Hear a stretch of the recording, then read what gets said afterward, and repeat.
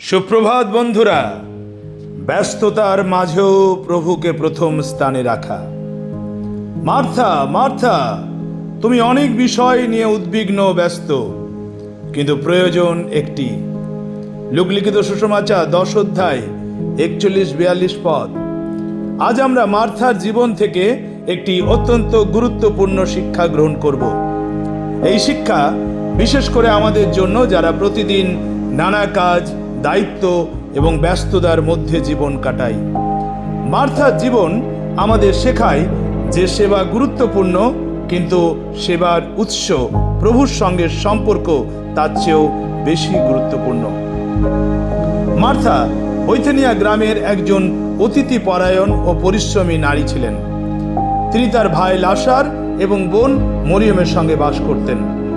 যিশু যখন তাদের বাড়িতে আসতেন তখন মার্থা আন্তরিকভাবে তার সেবা করতে ব্যস্ত হয়ে পড়তেন। একদিন যিশু তাদের বাড়িতে এলেন। মার্থা অতিথিদের আপ্যায়ন, রান্না বান্না এবং নানা কাজ নিয়ে খুব ব্যস্ত হয়ে পড়লেন। অন্যদিকে তার বোন মরিয়ম যিশুর পায়ের কাছে বসে তার শিক্ষা শুনছিলেন।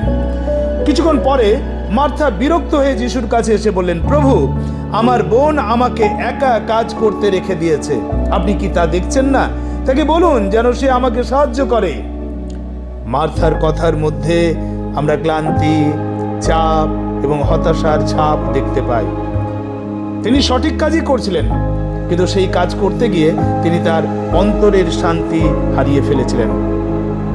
তখন যিশু অত্যন্ত স্নেহের সঙ্গে বললেন, মার্থা, মার্থা, তুমি অনেক বিষয় নিয়ে উদ্বিগ্ন ব্যস্ত, কিন্তু প্রয়োজন একটি। মরিয়ম উত্তম অংশটি বেছে নিয়েছে। যিশু মার্থার সেবাকে অস্বীকার করেননি। তিনি বলেননি যে কাজ করা ভুল, বরং তিনি বুঝিয়েছিলেন যে কাজের ব্যস্ততার মধ্যে প্রভুর সঙ্গে সময় কাটানো আরো বেশি জরুরি। প্রিয় বন্ধু, আজকে যুগে আমরা অনেকেই মার্থার মতো।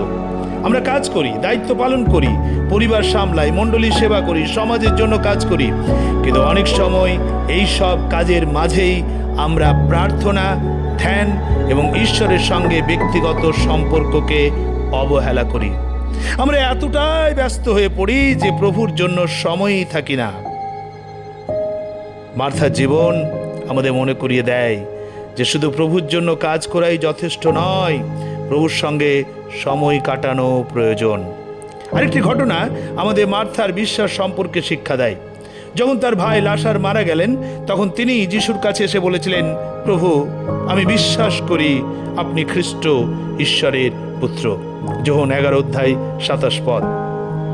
এখানে আমরা দেখি মার্থা শুধু একজন কর্মঠ নারী ছিলেন না, তিনি একজন বিশ্বাসী নারীও ছিলেন। তার বিশ্বাস ছিল গভীর এবং বাস্তব। তাই মার্থার জীবনের মূল শিক্ষা হলো সেবা ও উপাসনার মধ্যে ভারসাম্য রক্ষা করা। শুধু কাজ করলে হৃদয় শুকিয়ে যায়, শুধু গ্রহণ করলে দায়িত্ববোধ কমে যায়, কিন্তু যখন আমরা প্রভুর উপস্থিতিতে সময় কাটাই এবং সেই শক্তি নিয়ে সেবা করি, তখন আমাদের জীবন ফলবান হয়। আজ আমরা নিজেদেরকে প্রশ্ন করি, আমি কি শুধু কাজ করছি, নাকি প্রভুর সঙ্গে সময়ও কাটাচ্ছি? আমি কি এতটাই ব্যস্ত যে যিশুর কণ্ঠস্বর শোনার সময় পাচ্ছি না? আসুন আমরা মার্থার ভুল থেকে শিক্ষা গ্রহণ করি এবং মরিয়মের মতো প্রভুর চরণে বসার জন্য সময় বের করি। কারণ জীবনের সবচেয়ে বড় আশীর্বাদ হলো প্রভুর উপস্থিতি। প্রার্থনা করি, হে প্রভু, মার্থার মতো সেবা পরায়ণ হৃদয় দিন, কিন্তু সেই সঙ্গে মরিয়মের মতো আপনার উপস্থিতিকে ভালোবাসারও মন দিন।